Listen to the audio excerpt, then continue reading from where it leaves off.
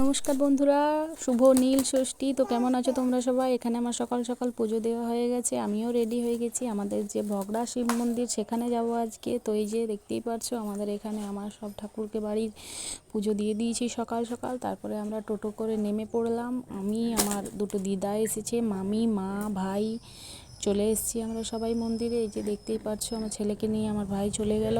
তো এখানে আমরা বসে আছি একটা, তো আপনার মানে আটশালার মতো, ওখানে সবাই আমরা বসে আছি। ওই যে আমার দিদা, তো এই যে এখানে সবাই আমরা বসে আছি। এখানে প্রচুর মানুষের জনতা। তারপরে আমরা একটা জঙ্গলের মধ্যে চলে এসেছি পুজো টুজো দিয়ে। প্রচণ্ড পরিমাণে ভিড় ছিল সেখানে, মানে অসম্ভব পরিমাণে ভিড় ছিল।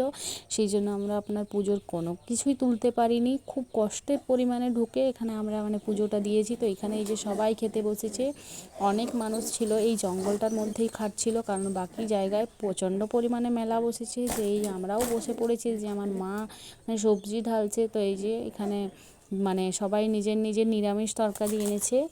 এই যে লুচি এনেছে, আলুর তরকারি এনেছে, আমার মা, এটা আমার মামি। তো এই যে মেলা পরিক্রমা, মানে খুব ভিড় এই মেলাতে হয় প্রচণ্ড পরিমাণে। তো এই যে দেখতেই পাচ্ছ তোমরা, ওই যে মন্দিরটাও দেখালাম। তো আমার মা এখানে কিছু তরমুজ বা জিনিসপত্র নিতে এসে গেছে।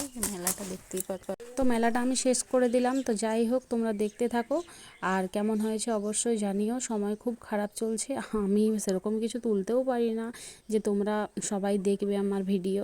তো ভালো লাগলে অবশ্যই একটা লাইক, কমেন্ট, শেয়ার করে দিও, আর চ্যানেলটি সাবস্ক্রাইব করে দিও।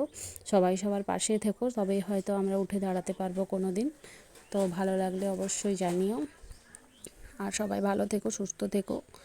সেরকম কিছু বলতেও পারি না, সময় মতো সব কিছু করতেও পারি না। তো এই যে তোমাদের সঙ্গে যতটুকু পারলাম ততটুকু শেয়ার করলাম। আমার মা অসুস্থ, তাহলে বাচ্চাকে আর মাকে দুজনকেই সামলাতে হয়, তাই জন্য কিছু পারি না।